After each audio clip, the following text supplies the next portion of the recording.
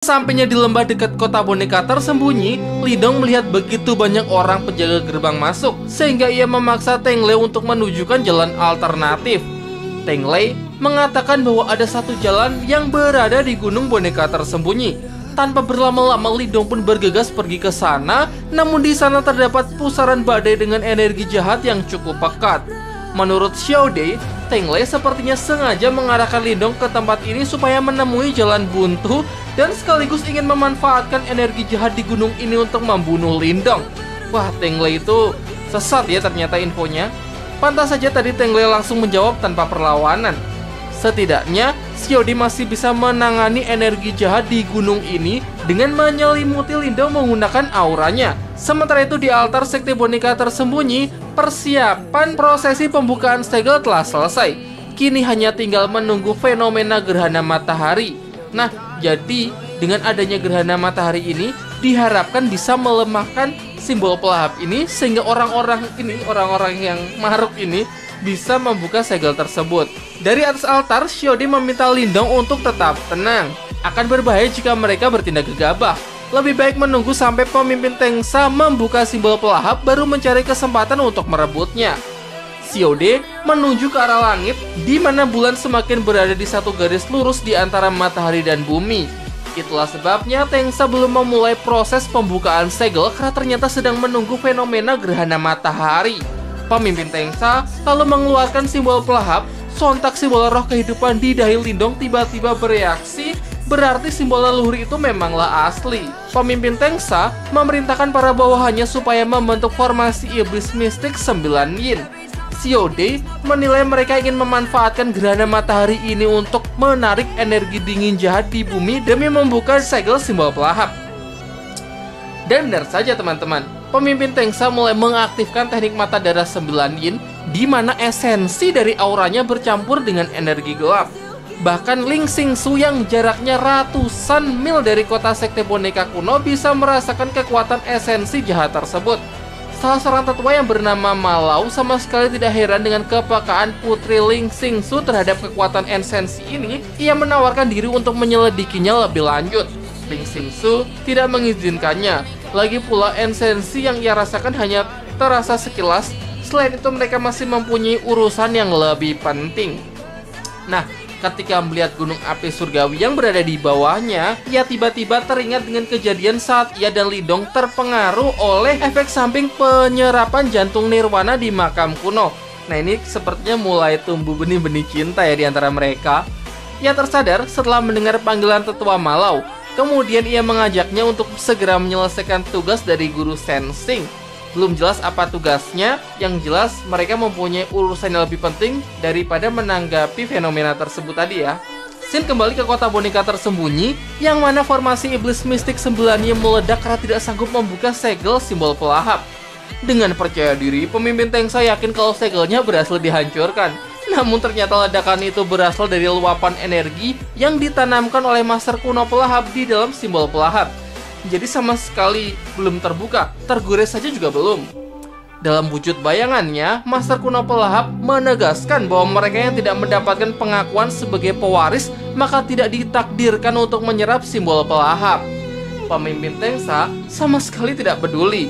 Ia memerintahkan seluruh bawahannya untuk menghancurkan bayangan tersebut. Namun bukannya hancur, jiwa mereka yang malah terserap ke dalam simbol pelahap.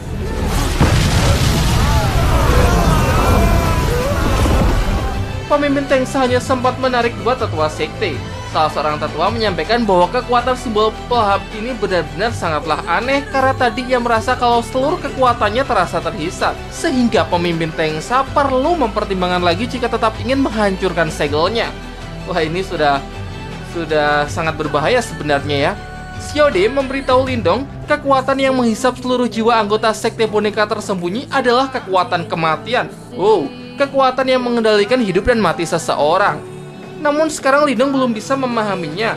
Mungkin di masa mendatang saat mencapai ranah ini Lindong baru bisa memahaminya.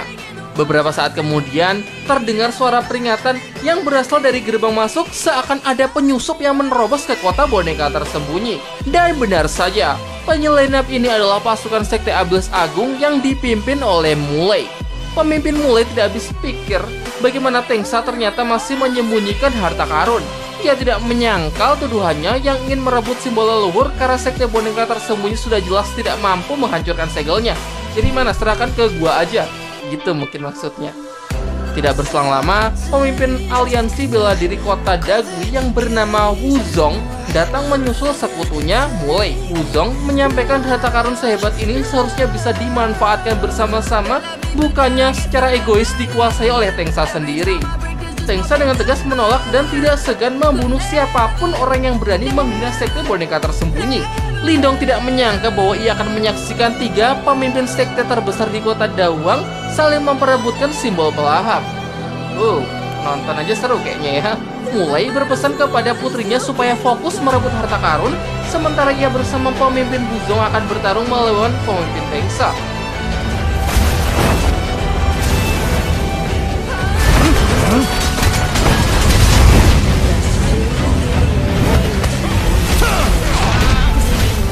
Meskipun seorang diri, Tengsa masih sanggup menghalau semua serangan dari kedua lawannya. Dua tetua sekte boneka tersembunyi mengeluarkan boneka simbol masing-masing untuk menghentikan pasukan Musian-Sian yang berniat ingin merebut simbol pelahap.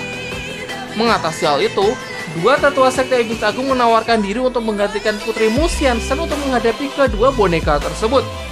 Di saat yang sama, seluruh murid aliansi bela diri turut membantu memperebutkan simbol leluhur dari tangan tetua sekte boneka tersembunyi. Lindong baru tahu kalau sekte boneka tersembunyi sebenarnya masih mempunyai 2 boneka simbol tingkat tinggi. Memang layak menjadi sekte terkuat di kota Dauhang. Sementara menurut Xiode, akan sulit untuk merebut simbol pelahap dari para tetua iblis agung dan aliansi bela diri karena orang-orang ini berada di ranah manifestasi tingkat 7.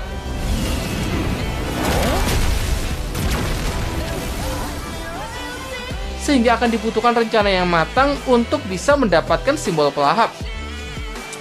Lindong meminta Xiode agar menunggu dan mencari kesempatan untuk merebutnya. Sementara itu pemimpin Tengsa meledek kemampuan Mulai dan Wuzong yang sama sekali tidak mengalami peningkatan. Walaupun Mulai dan Wuzong menggabungkan teknik terkuat mereka sekalipun, Tengsa tetap berhasil mematahkannya. Hal ini karena Tengsa telah menerobos ke ranah manifestasi tahap akhir, sehingga akan percuma saja jika pertarungan ini dilanjutkan karena jelas dirinya lah yang akan menang. Sombong amat. Mulai memutuskan untuk menyerah, tetapi meski Tengsa jauh lebih kuat, tetap saja masih belum bisa membuka segel harta karun tersebut. Setelah mendengarnya, Tengsa menawarkan satu usulan di mana masing-masing dari sekte mereka akan menunjuk 2 orang terkuatnya untuk menghancurkan segelnya bersama-sama.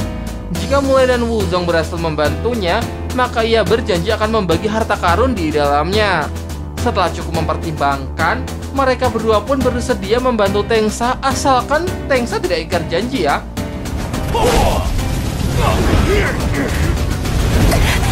Namun sayangnya, walau 9 orang ranah manifestasi sudah menggabungkan kekuatan, mereka masih saja gagal menghancurkan segel simbol pelahap. Akibatnya terjadi ledakan yang cukup dahsyat. Setelah ledakan mereda, Lindong langsung bergegas untuk merebut segel tersebut. Namun sebelum itu, Lindong harus terlebih dahulu menghancurkan segelnya. Pemimpin Tengsa beranggapan seorang bocah di ranah penciptaan Ki, yaitu tingkat 6 ya, sementara orang-orang ini kan tingkat 7 ya, tidak akan berhasil dan justru terbakar menjadi abu. Namun di luar dugaan, ternyata Lindong berhasil menghancurkan segelnya. Mengingat ya ini kan memang pewaris dari Master Kuno Pelahap ya, kemarin dia udah ditunjuk secara langsung. Tanpa berlama-lama lagi, ia pun langsung pergi meninggalkan markas pusat sekte boneka tersembunyi. Tetua Chaozan berusaha mengejarnya. Untungnya Lindong berhasil menjatuhkannya berkat bantuan dari Xiode. Salah seorang tetua sekte boneka tersembunyi begitu penasaran dengan kekuatan bocah tersebut yang bahkan mampu mengalahkan tetua Chaozan hanya dengan sekali pukul. Tengsa memperingatkan para bawahannya untuk secepatnya mengejar Lindong dan merebut kembali harta karun miliknya. Miliknya? Apa nggak salah?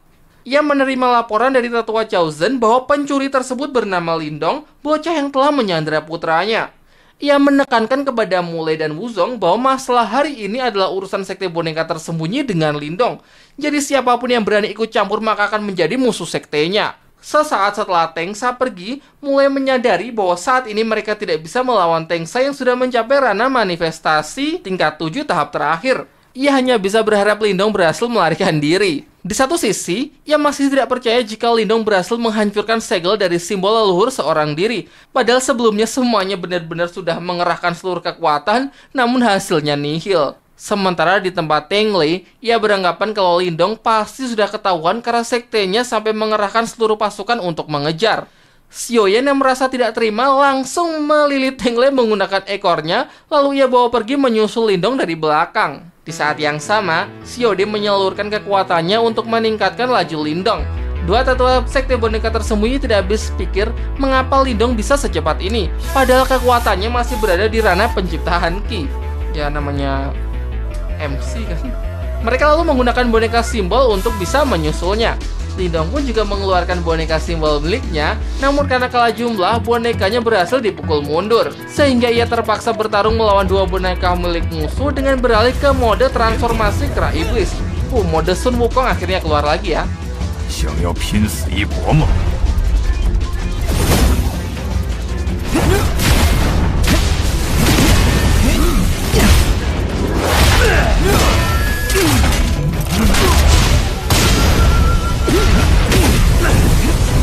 Namun sialnya dua tetua juga ikut menyerangnya hingga ia benar-benar dibuat kewalahan.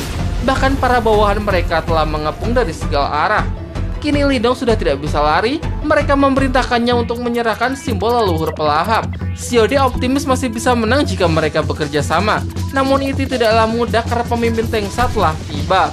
Tengsa mengakui kehebatan Lindong yang berhasil menghancurkan segel dari simbol leluhur, padahal dia sudah keringat dingin gak bisa-bisa. Kemungkinan Lindong juga pernah memasuki reruntuhan sekte kuno dan menemukan cara untuk membuka segelnya. Sementara itu menurut Xiaode, Lindong hanya mempunyai peluang kemenangan sekitar 30% jika mereka bekerja sama karena Tengsa telah mencapai ranah manifestasi tahap akhir. Jadi ranah manifestasi tahap akhir itu adalah tingkat 7 mau ke tingkat 8. Sementara Lindong ini masih tingkat 6 ya. Tengsa memerintahkan semua murid sekte boneka tersembunyi untuk membunuh Lindong. Namun sebelum sempat melancarkan serangan, tiba-tiba Xiaoyan datang bersama Teng Lei. Lindong pun menggunakan Teng Lei sebagai sandera. Ia berjanji akan membiarkan putranya hidup asalkan ia dilepaskan. Dan jika Tengsa bergerak satu langkah saja, maka Teng Lei ini akan mokat. Namun Tengsa justru balik mengancam akan membunuh Lindong jika berani melukai Teng Lei.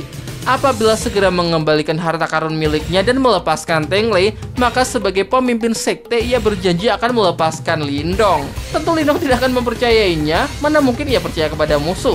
Dan jangan pikir ia tidak berani membunuh Teng Lei. Ini bukan cuma ancaman ya, Lindong pasti akan benar-benar membunuh Teng Lei jika permintaannya tidak dituruti. Tengsa pun akhirnya memerintahkan semua bawahannya untuk mundur. Sayang anak, namun Lindong tidak langsung melepaskan Teng Lei. Dan setelah benar-benar bisa pergi dengan aman, maka ia baru akan melepaskannya. Wah, tapi di luar dugaan ternyata Tengsa nekat dan justru melepaskan sebuah serangan hingga menembus perut Teng Lei dan Lindong. Wow, anaknya sendiri loh ini. Setelah membebaskan putranya, ia memberikan perintah untuk merawatnya. Sementara ia dan yang lainnya akan mengejar Lindong untuk merebut kembali harta karun miliknya.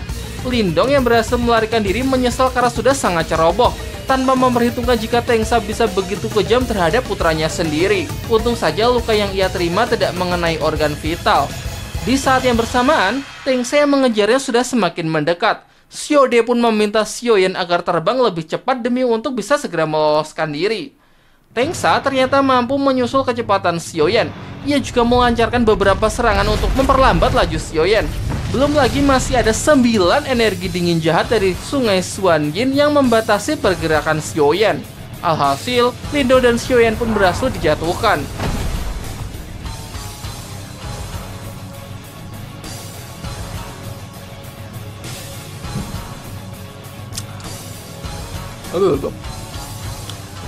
Kini mereka tidak bisa kabur lagi karena di belakang terdapat sungai Xuanyin, sehingga Lindong dan Xiaode terpaksa melawan Tengsa.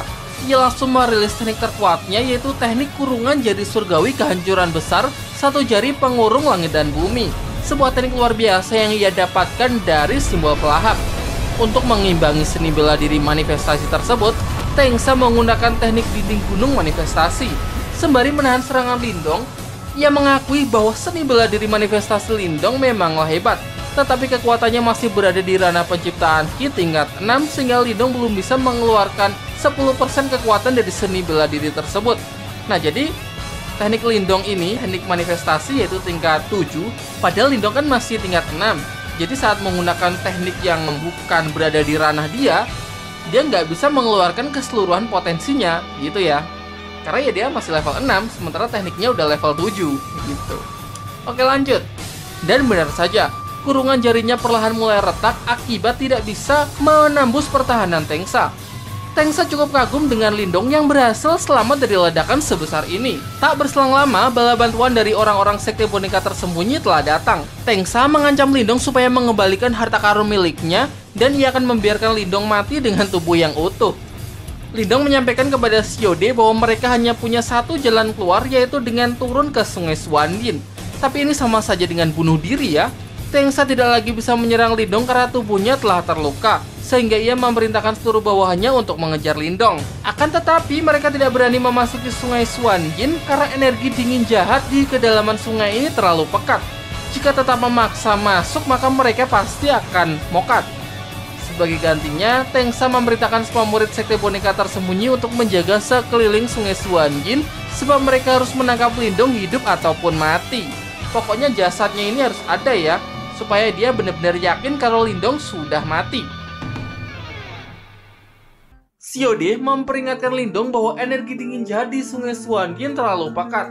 Ia sendiri juga tidak bisa menahannya. Dan benar saja, meski Xioyan telah menyemburkan apinya untuk membuka jalan, mereka tetap tidak bisa menembus arus sungai. Akibatnya, ia dan Xioyan pun menjadi terpisah karena terperosok ke arus sungai yang berbeda. Xiode memperingatkan Lindong ada batu besar yang sedang mendekat ke arahnya. Namun Lindong tidak sempat menghindar sehingga ia semakin jatuh ke dalam sungai Xuanyin. Setelah Lindong siuman, Xiode melarangnya untuk bergerak terlebih dahulu karena lukanya masih cukup parah. Sekarang mereka sedang berada di dalam sungai Xuanyin, tepatnya di daerah angin mati, di mana energi dingin jahat tidak bisa masuk ke sini, jadi untuk saat ini mereka akan tetap aman. Lindong berpikir jika Xiode yang menemukan tempat ini, namun Xiode menyangkal sebab simbol batu di tangan Lindonglah yang menemukannya. Selain itu, berkat perlindungan simbol batu tersebut, Lindong berhasil selamat dari penghancuran energi dingin jahat. Lagi-lagi Lindong si MC kita ini mendapatkan segudang keberuntungan ya. Dia jatuh ke dalam sungai yang seharusnya untuk orang normal akan meleburkan tubuhnya, tapi si Lindong ini berhasil selamat. Tentu berkat apa? Berkat simbol pelahap yang ada di dahinya yang sekaligus melindunginya. Sontak Lindong mencemaskan keadaan Xioyan karena takut jika Xioyan diserang oleh energi dingin jahat ini, sehingga ia berniat untuk segera mencarinya. Namun Xiode mengingatkan Lindong agar jangan bergerak sembarangan. Dengan lukanya yang sekarang, bertahan hidup saja sudah cukup sulit, apalagi mencari keberadaan Xioyan. Harimau bodoh itu adalah monster iblis, sehingga tidak ada yang perlu dikhawatirkan lagi. Terlebih lagi Xioyan sebelumnya telah menelan garis darah dari naga kelelawar darah kuno dan membentuk jiwa monster. Di sungai Xuanyin, peluang hidup Xioyan justru jauh lebih besar jika dibandingkan dengan Lindong. Daripada memikirkan Xioyan, akan lebih baik jika Lindong menyembuhkan lukanya terlebih dahulu. Sesuai saran Xiode, Lindong mulai memulihkan diri, akan tetapi ia kesulitan karena kekuatan esensi langit dan bumi di dalam sungai Xuanyin terlalu dingin, sehingga ia sudah tidak bisa melebur dan menyerap kedua esensi tersebut. Xiode menilai penyebabnya karena pengaruh dari energi dingin jahat. Ia kemudian meminta Lindong agar mengeluarkan kantung semesta sebab ia ingin meminjam 200.000 pil esensi murni dan menggunakannya untuk mengaktifkan formasi pemurni esensi mistik. Dengan adanya formasi ini, Lindong bisa memurnikan energi jahat yang berada pada kekuatan esensi langit dan bumi. Namun formasi ini hanya dapat bertahan selama 10 jam, sehingga Lindong harus secepatnya memulihkan lukanya. Tidak ingin menyanyiakan pilnya, Lindong pun langsung memulihkan diri dan tanpa disangka-sangka semua lukanya berhasil pulih hanya dalam waktu 4 jam saja. Bahkan kini kekuatan esensi dalam tubuhnya juga sudah sangat melimpah. Ternyata formasi milik Xiode benar-benar hebat. Selanjutnya mereka tinggal mencari cara untuk menemukan keberadaan Xioyan. Tapi anehnya, Lindong sama sekali tidak dapat merasakan kekuatan esensi milik Xioyan. Xiode tidak merasa heran. karena energi dingin jahat bisa menghalangi kepekaannya terhadap kekuatan esensi. Namun sebenarnya, ia punya ide bagus dengan meminta Lindong agar memurnikan simbol leluhur pelahap di dalam sungai Suanyin. Walaupun lingkungan di sini cukup berbahaya, tetapi energi dingin jahat merupakan penghalang kekuatan esensi yang alami. Saat Lindong nanti mengaktifkan simbol pelahapnya, maka akan menyebabkan fluktuasi kekuatan esensi yang sangat besar, dan jika keberadaan simbol leluhur sampai ketahuan, maka takutnya akan memancing orang-orang yang jauh lebih kuat. Pasti akan repot ya kalau simbol pelahap ini diperebutkan lagi, karena kan kekuatan Lindong masih belum meningkat dan itu akan sangat berbahaya. Setelah mengeluarkan simbol pelahap, ia menunjukkan bukti sebagai pewaris kepada bayangan dari Master kuno pelahap. Nah, ini bayangan yang kemarin sempat bertemu dengan Tengsa ya, tapi karena Tengsa bukan pewarisnya, jadi Master kuno pelahap menolaknya. Master kuno pelahap di sini merasa lega karena simbol leluhur pelahap akhirnya kembali ke tangan calon pewarisnya. Namun berhasil atau tidaknya mendapat pengakuan dari simbol pelahap, tentu saja itu semua tergantung kepada Lindong sendiri, sebab simbol pelahap sendirilah yang akan memilih siapa yang akan menjadi pewarisnya. Sebelum memulai prosesnya, Xiaode mengingatkan Lindong bahwa simbol leluhur ini bukanlah harta karun biasa. Dulu ia pernah melihat seseorang yang sangat hebat yang ingin memurnikan simbol leluhur api, tetapi pada akhirnya orang tersebut gagal dan tubuhnya terbakar habis oleh api langit. Di antara simbol leluhur pelahap inilah yang paling misterius karena ia sendiri pun juga baru pertama kali ini melihatnya. Wah, Xiaode ini sebenarnya umurnya sudah cukup panjang ya jika dibandingkan oleh Lindong. Dia sudah hidup sejak zaman kuno. Namun, ia tidak pernah melihat simbol pelahap semasa hidupnya. Jadi simbol pelahap ini memang benar-benar langka. Jika nanti Lindong menghadapi bahaya saat proses ujian berlangsung, maka tentu ia tidak akan bisa membantunya, sehingga Lindong harus mempersiapkan mentalnya benar-benar. Lindong menyampaikan terima kasih kepada Xiaode yang telah memperingatkannya. Ia berjanji akan selalu berhati-hati. Ia kemudian memberitahu Master kuno pelahap bahwa ia sudah siap menjalani ujiannya. Ini adalah ujian penentu apakah Lindong bisa naik tingkat lagi ya. Karena meskipun selama ini Lindong kekuatannya sudah naik, tapi di saat yang bersamaan tentu Ling Langtian juga terus berlatih kan. Nah, pasti saat Lindong kuat, Ling Langtian juga tambah kuat. Lindong berlatih, Ling Langtian juga terus kuat. Jadi istilahnya Lindong ini harus nge-cheat, di mana dia akan bisa melampaui Ling Langtian atau seenggaknya menyamai levelnya dengan memanfaatkan simbol leluhur pelahap. Oke, kita lanjut. Lindong kemudian memberitahu Master kuno pelahap bahwa ia sudah siap untuk menjalani ujiannya. Setelah simbol leluhur pelahap terbuka, terjadi sebuah ledakan dan disusul dengan kemunculan domain pelahap. Master kuno pun lalu memulai ujian dengan ditandai tubuh spiritual Lindong yang telah memasuki domain tersebut. Sementara tubuh aslinya tetap berada di dalam sungai Suanyin. Lindong masih bingung bagaimana caranya agar ia mendapat pengakuan dari simbol pelahap leluhur.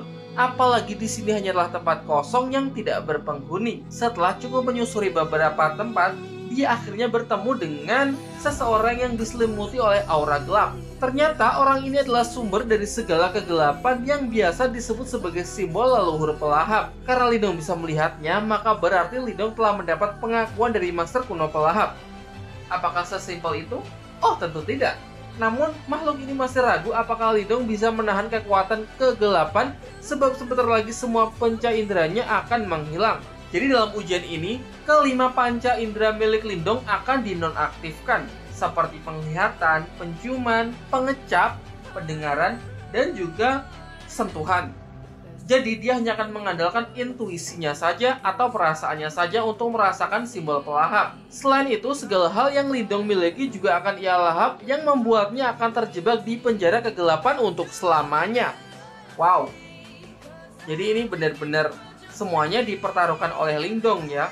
Kalau ia berhasil melewati ujian ini, maka kekuatannya akan meningkat, akan mungkin setara dengan Ling Langtian, atau mungkin bahkan lebih hebat.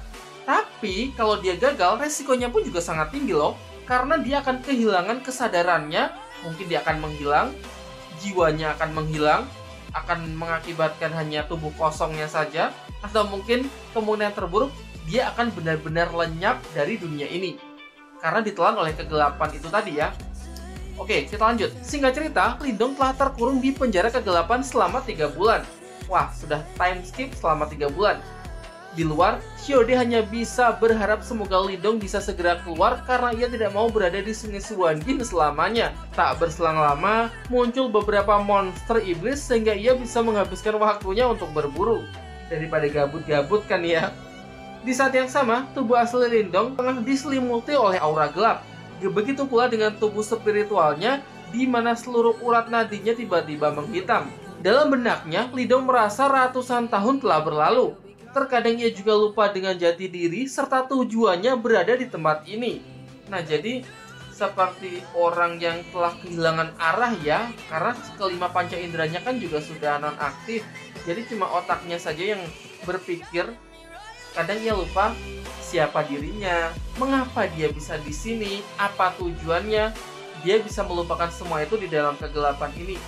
Kita lihat apakah keberuntungan masih berpihak kepada MC kita yang ini, atau justru Donghua ini akan berakhir sad ending atau berakhir sedih dengan kematian Lindong.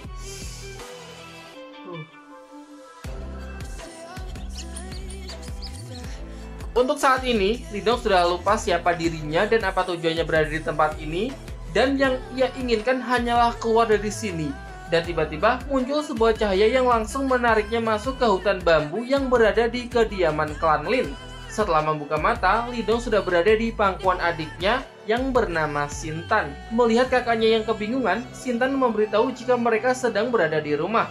Tak berselang lama, ayah dan kakeknya memanggilnya karena ingin memberikan barang bagus yang mereka dapatkan dari kota Lin. Hal ini pun membuat Lindong bersyukur sebab siksaan yang ia alami sebelumnya ternyata hanyalah sebatas mimpi. Namun tiba-tiba, tempat berpindah dengan memperlihatkan sosok Ling Xingsu yang menyampaikan bahwa Lindong masih sangat lemah dan hanya bisa membual. Kalau kalian lupa, Xingsu ini adalah cewek yang Lindong temui di makam kuno Nirwana. Mereka sempat kayak menjalin hubungan, semacam hubungan asmara, tapi karena perbedaan kekuatan mereka yang cukup signifikan, di mana Lindong ini masih kalah jauh, masih berada di bawahnya, jadi si cewek kayak merasa masih bukan levelnya gitu. Dan inilah yang memotivasi Lindong supaya dia semakin kuat lagi. Jadi motivasinya ada dua ya. Satu, bisa mengalahkan Ling Langtian untuk memperbaiki nama baik dari keluarganya, dan motivasi kedua supaya dia bisa mendapatkan cewek idamannya. Kayak gitu konsepnya. Oke, lanjut. Saat Ling Sun menghilang, muncul sosok Ling Langtian yang menertawakannya. Di saat yang bersamaan, diperlihatkan kembali keluarga Lindong yang memanggilnya. Lindong pun akhirnya menyadari jika semua ini tidaklah nyata, maka dari itu ia tidak menjawab panggilan mereka dan lebih memilih untuk kembali ke penjara kegelapan demi melanjutkan ujiannya. Dan tak butuh waktu lama, ia pun akhirnya menyatu dengan kekuatan kegelapan tersebut. Dengan memanfaatkan kekuatan barunya tersebut, ia langsung meluncur ke atas untuk menghancurkan perlindung yang selama ini mengurungnya. Setelah keluar dari penjara kegelapan, simbol leluhur Pelaha pun menyatakan bahwa ia sudah mengakui Lindong sebagai pewarisnya, sehingga mulai hari ini ia akan menyatu ke dalam tubuhnya. Sebagai pewaris simbol leluhur, Lindong berarti harus mengemban tanggung jawab untuk melindungi dunia saat bencana kuno dunia datang. Saat Lindong masih memurnikan simbol pelahap leluhur, Xiaode sedang rebahan sebab selama setengah tahun ini ia hanya menunggu dan menjaga tubuh Lindong dari ancaman monster iblis. Wah, ternyata sudah 6 bulan berlalu semenjak Lindong memulai ujiannya ya, gak kerasa. Tapi bagi Lindong justru menurutnya itu sudah ratusan tahun, karena dia benar-benar kalut di dalam domain kegelapan itu ya. Hingga kemudian tak berselang lama, muncul monster laba-laba mata 8 yang hendak menerkam Lindong, sehingga Xiaode langsung memancingnya menjauh. Sialnya monster ini punya akal dan tidak mudah terpancing. Ketika sedang mengejarnya, ia malah terjaring oleh benang sutranya. Beruntung Lindong datang tepat waktu dan berhasil melenyapkan monster laba-laba tersebut. Kemudian Xiaode menghampiri Lindong untuk menyampaikan keluhannya yang selama setengah tahun ini selalu menunggunya keluar dari domain pelahap. Lindong malah berpikir kalau ia sudah menghabiskan waktu selama ratusan tahun di dalam simbol leluhur pelahap. Dan ada saat-saatnya ia merasa putus asa, lupa akan jati diri, dan tujuannya berada di tempat ini. Xiaode tidak menduga jika Lindong telah mengalami beberapa kesulitan. Namun berkat hal itu, simbol leluhur Pelaha pun berhasil dimurnikan, dan kini Lindong telah secara resmi menjadi pewarisnya. Bahkan tubuh spiritual Lindong juga lebih kuat dari sebelumnya. Setidaknya kini Lindong telah menjadi master simbol roh tingkat tinggi. Lindong ingin mengetahui bagaimana keadaan tubuhnya. Xiaodi memintanya tenang karena selama ini Lindong menjalani ujian, ialah yang menjaganya. Daripada berterima kasih, lebih baik segera kembali ke tubuhnya dan bawa ia pergi dari sini. Setelah kembali ke tubuhnya, Lindong merasakan jika kekuatan esensinya sama sekali tidak meningkat. Menurut Xiaodi itu wajar terjadi karena tubuhnya telah mati suri selama setengah tahun lebih. Masih bisa bergerak saja itu sudah bagus. Tujuan mereka berikutnya adalah keluar dari sungai Xuanyin. Di satu sisi, Lindong khawatir dengan keadaan Xiaoyan setelah setengah tahun tidak bertemu. Sementara itu di tepi sungai, Tetua Cao Zhen sedang menghadap pemimpin Tengsa untuk menyampaikan laporannya bahwa ia sudah melacak keberadaan harimau api peliharaan Lindong. Ia sudah mengamati selama sebulan lebih sehingga ia sudah memahami semua sifatnya. Ia telah mengatur strategi dan menyiapkan jebakan, jadi hari ini harimau tersebut pasti akan tertangkap. Tengsa mengungkapkan bahwa selama 6 bulan terakhir, harimau ini telah banyak membunuh anggota sekte boneka tersembunyi. Jelas tujuannya adalah untuk menggantikan majikannya balas dendam. Di tempat lain, Lindong masih berupaya untuk menembus arus sungai Xuanyin dengan menggunakan kekuatan dari simbol pelahap. Di saat yang sama, ia juga memanfaatkannya untuk mengubah energi dingin jahat menjadi kekuatan esensi langit dan bumi. Ia tidak menyangka cara ini sangatlah efektif hingga membuat kekuatannya meningkat drastis, yaitu dari ranah penciptaan Qi tingkat 6 ke ranah manifestasi tingkat 7,5 langkah. Menurut Xiaodi, wajar saja jika benda seperti simbol leluhur memiliki kemampuan yang seperti ini. Namun seharusnya kemampuan simbol pelahap bukan hanya itu saja. Sejauh mana bisa mengeluarkan potensinya itu tergantung bagaimana Lindong menggunakannya. Lindong berniat ingin memanfaatkan energi dingin jahat di sini untuk meningkatkan kekuatannya lagi sampai ke ranah manifestasi tahap akhir. Xiaodi memintanya agar tidak terburu-buru, meskipun Lindong memanfaatkan kekuatan pemurnian dari simbol leluhur pelahap untuk meningkatkan kekuatannya dalam waktu singkat, tetapi jangan lupa kalau pil esensinya juga terbatas. Akan sangat berbahaya jika ia terus berada di sini. Jika terlalu terburu-buru untuk menjadi lebih kuat, mungkin saja Lindong akan mati akibat pil esensinya meledak. Benda hebat seperti simbol leluhur harus digunakan dengan penuh hati-hati, karena kalau tidak mengatur batasannya dengan bijak, maka Lindong justru akan mendapat serangan balik.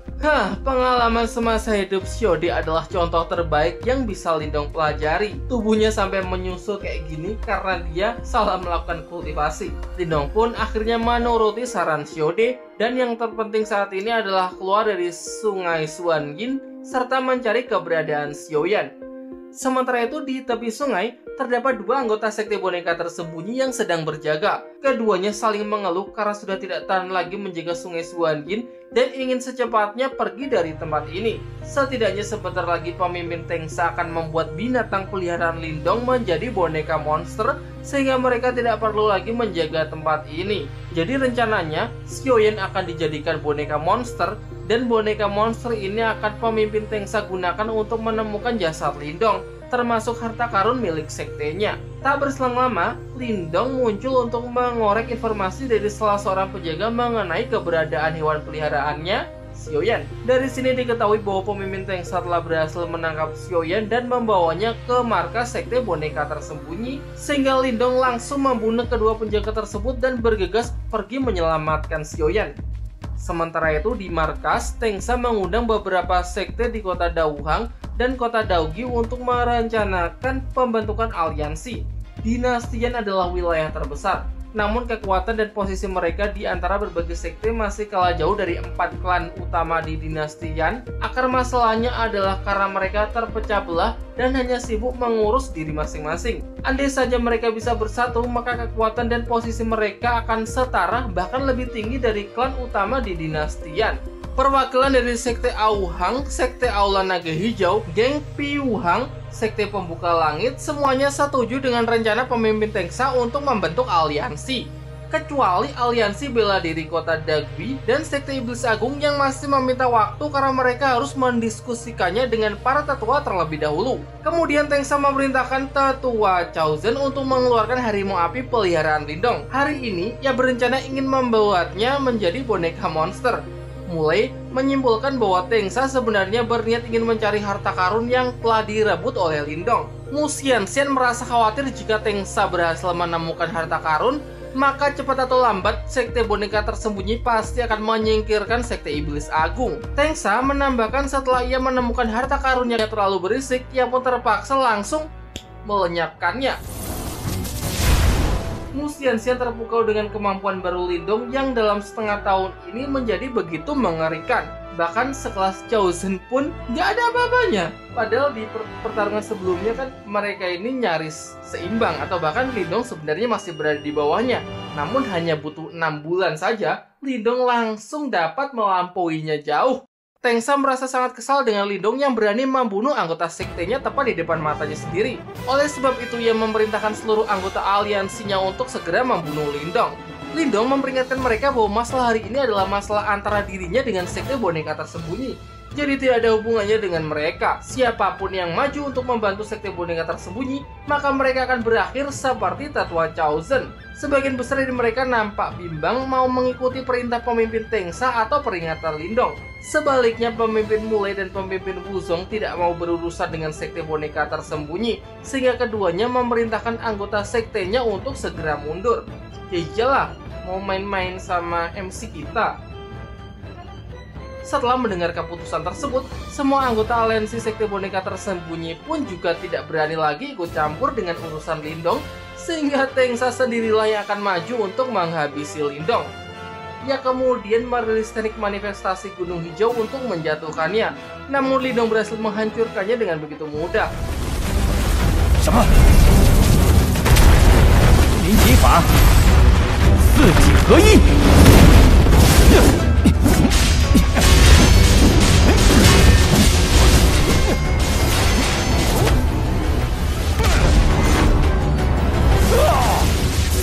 鹰九破。 Di stasi yang sesungguhnya, ketika Tengsa sedang mempersiapkan segel pembelah laut kehancuran besar, Lindong juga bersiap merilis teknik andalannya, yaitu teknik kurungan jari surgawi kehancuran besar, satu jari pengurung langit dan bumi. Di saat kedua teknik tersebut saling berbenturan, terjadi ledakan kekuatan yang sangat dahsyat. Namun teknik Lindong berhasil lebih unggul hingga seketika mampu melenyapkan teknik Tengsa. Kemudian ia kembali menggunakan teknik yang sama dengan menambahkan dua jari penghancur gunung dan sungai untuk mengalahkan Tengsa. Tengsa tidak menyangka jika Lindong bisa menggunakan seni bela diri manifestasi berulang kali dalam sekali waktu. Normalnya, teknik manifestasi itu adalah teknik yang benar-benar sangat menguras tenaga. Jadi mungkin hanya bisa digunakan 1-2 kali dalam sekali pertarungan. Tapi Lindong, lihatlah, dia bisa menggunakannya berkali-kali, seakan kekuatannya itu benar-benar limitless. Ia lalu mengaktifkan segel tengkorak darah boneka Yin untuk menahan serangan Lindong, sekaligus memuntahkan racun untuk menyerang Lindong secara langsung. Untungnya berkat peringatan dari Shode, Lindong berhasil menyerap racun tersebut dan teknik segel tengkorak darah boneka Yin ke dalam simbol pelahap. Setelahnya ia menjatuhkan Tengsa dengan teknik dua jari penghancur gunung sungai. Dua tetua sekte boneka tersembunyi menghampiri pemimpin Tengsa untuk membantunya berdiri. Di sisi lain, Mulai berpendapat jika kali ini Tengsa telah sepenuhnya kalah dari Lindong. Mu Xianxian juga sependapat karena sekarang Lindong sudah menjadi terlalu kuat. Bahkan mungkin di seluruh wilayah Dauhang tidak ada lagi orang yang bisa menandinginya. Ketika Lindong mendekat, salah seorang tetua memerintahkan semua anggota sekte boneka tersembunyi untuk melindungi pemimpin Tengsa. Tengsa juga menginstruksikan mereka untuk mempersiapkan formasi pelindung sekte. Wow, ini benar-benar Lindong versus everybody ya. Ia menegaskan mau sehebat apapun kemampuannya, Lindong tetap tidak akan bisa melawan formasi pelindung ini. Jadi lebih baik serahkan harta karun miliknya. Jika Lindong mau menurut, maka ia akan membiarkan Lindong dan Xiaoyan pergi dengan aman. Biasa, gertakan sambal. Namun bagi Lindong, Tengsa masih belum layak untuk bernegosiasi dengannya. Tengsa yang mendengar penolakan tersebut pun langsung merilis formasinya. Tentu saja Lindong tidak akan tinggal diam. Ia menggunakan simbol pelahap untuk melahap formasi tersebut. Pemimpin Mulai dan Wuzong nampak begitu terkejut setelah melihat kekuatan Lindong yang sangatlah aneh. Ya tentu saja aneh karena kekuatannya ini sama sekali nggak umum. Masa di tingkatan Lindong saat ini sudah mempunyai teknik semacam ini? Teknik yang dapat melenyapkan teknik lain itu adalah teknik yang benar-benar sangat langka. Kemudian scene beralih ke tempat Ling Xingsu, di mana para juniornya sedang melaporkan bahwa mereka telah selesai memperbaiki formasi batu yang ada di hadapannya. Tetua Malau menilai pelaku yang merusak formasi ini adalah manusia. Ling Xingsu menyimpulkan mungkin ada orang yang ingin mencegah perang 100 dinasti. Nah, belum dijelaskan ya perang 100 dinasti itu seperti apa, kekuatan sejati aneh yang pernah ia rasakan sebelumnya. Bedanya gejolak ini jauh lebih kuat. Tetua Malau mengajak putri Ling Xingsu bukanlah harta karun biasa, tetapi Ling Xingsu menolak. Yang mengingatkan Tetua Malau bahwa tugas mereka adalah memeriksa formasi di sekitar medan perang kuno. Kalaupun ada yang berbeda dari kekuatan ini, pasti guru Sensing akan memberikan perintah lain kepada mereka. Tetua Malau pun sependapat dan juga menyadari jika ia terlalu gegabah. Namun ketika putri Ling Xingsu mengajaknya pergi ke formasi batu berikutnya, ia menyarankan supaya menyisakan satu orang untuk berjaga di tempat ini. Ia khawatir nanti akan ada orang-orang yang kembali menghancurkan formasi batu lagi. Ling Xingsu juga sependapat, sehingga ia akan meminta seorang murid untuk berjaga. Namun Tetua Malau justru menawarkan dirinya sendiri untuk terduga kekuatan aneh yang dilihatnya sebelumnya berasal dari harta karun milik sekte boneka tersembunyi yang Lindong curi. Di sisi lain, Lindong dengan percaya diri menantang Tengsa agar mengeluarkan semua triknya. Sontak Tengsa memerintahkan seluruh bawahannya untuk mengaktifkan formasi pelindung sekte lagi. Namun sialnya hal itu tidak mungkin dilakukan karena semuanya sudah kehabisan tenaga. Ia merasa menyesal sebab tidak membunuh Lindong lebih awal. Bagi Lindong, sudah terlambat untuk menyesal sekarang. Namun situasi masih belum sepenuhnya berpihak kepada Lindong, mengingat saat ini Tengsa masih menyandera Xiaoyan. Ketika Tengsa memerintahkan putranya untuk segera membunuh monster tersebut, tiba-tiba Teng Lei justru melepaskan rantai yang mengikatnya. Apakah dia sudah mendapatkan hidayah? Hal ini ia lakukan demi mengakhiri perselisihan. Ia juga menyarankan ayahnya supaya berhenti dan memohon belas kasihan kepada Lindong agar perbuatan sekte boneka tersembunyi bisa terampuni. Tengsa yang mendengarnya langsung menyerang dan mengecam putranya sebagai anak yang durhaka. Sebab selama ini sektenya tidak pernah memohon kepada siapapun, apalagi jika dipaksa harus memohon kepada bocah kurang ajar ini. Kemudian ia melesat untuk melanjutkan pertarungannya dengan Lindong, namun Lindong langsung mengeluarkan simbol pelahap yang membuat Tengsa lenyap seketika. Setelah musuhnya lenyap, muncul potongan ingatan Tengsa di kepala Lindong. Ia baru tahu kalau simbol leluhur pelahap juga mempunyai kemampuan seperti ini. Orang-orang nampak begitu terkejut setelah menyaksikan dengan mata kepalanya sendiri pemimpin Tengsa mati di tangan Lindong. Dengan ini mereka pikir sekte boneka tersembunyi sudah berakhir. Setelah menyelamatkan Xiaoyan, Lindong memutuskan untuk bermalam di kediaman sekte iblis agung. Keesokan harinya, pemimpin Mulei, Mu Xianxian bersama para tetua sekte iblis agung mengantar Lindong ke gerbang keluar kota Dauhang. Lindong menyampaikan rasa terima kasihnya kepada pemimpin Mulei dan putrinya karena mereka telah memberinya esensi murni dan juga jubah perang. Mulei lah yang justru berterima kasih karena berkat Lindong kini musuh bebuyutannya yaitu sekte boneka tersembunyi berhasil disingkirkan.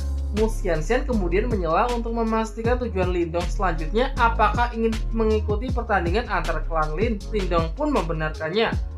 Berdasarkan kemampuannya saat ini, ia yakin Lindong pasti akan menonjol dan ia ingin meminta satu hal dari Mu Xianxian, yaitu membantunya untuk mengurus dojo bela diri elang di kota Daying. Kelak jika ada kesempatan ia berjanji akan membalas budinya tersebut. Mu Xianxian meminta Lindong agar tidak perlu sungkan. Sesuai permintaannya, ia akan mengurus dojo bela diri tersebut.